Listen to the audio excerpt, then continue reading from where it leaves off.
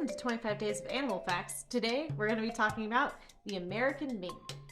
The American mink is a nocturnal, solitary mammal that is also semi-aquatic, meaning it spends a lot of its time swimming.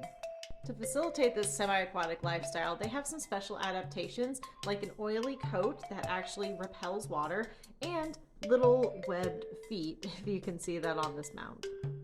They're even known for making their dens right at the water's edge for easy access. Now, being semi-aquatic means that they also do go on land. They don't just live in the water, and they have what's called a bounding gait. So as you can see, that's this bouncy kind of run they're doing. So not only are they the masters of water and land, but they're also pretty good at climbing trees. With all these adaptations, it's no wonder that the American mink is currently listed as least concern for their conservation status. Unfortunately, the European mink can't say the same. They are facing endangerment. And it's really quite impressive. So these guys are carnivores, if you couldn't tell by these teeth here, and they're not exactly apex predators either.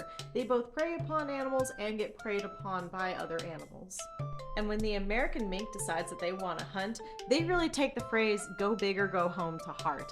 They are known for going after animals larger than themselves, and the way that they kill their prey is typically by biting them on the neck.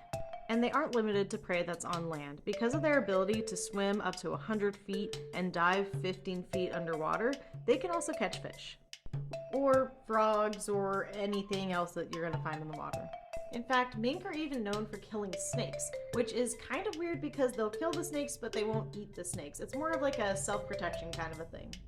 Unfortunately, mink aren't able to protect themselves from their biggest threat, humankind. This comes in two different forms. There's habitat destruction, for one.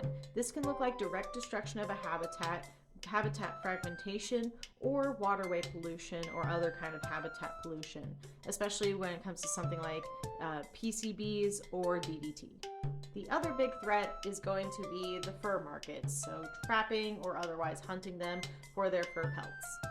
So first off, there is the fur itself, which is not just used as an accessory or clothing or whatever else. It's even used for things like cosmetics, such as fake eyelashes, but also that oily coat that we mentioned before. Mink oil is very valuable on the market because it's the closest thing that we've found so far to our own skin oil. So maybe it'll bring you a little joy to know that the mink, not quite like a skunk, but in a similar vein, is able to spray a really musky, smelly odor when they feel threatened.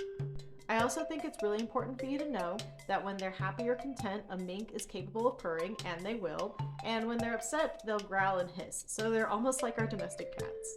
Anyway, I hope that you were able to learn something new or interesting about the semi-aquatic predator, and as always, I encourage you to look up more.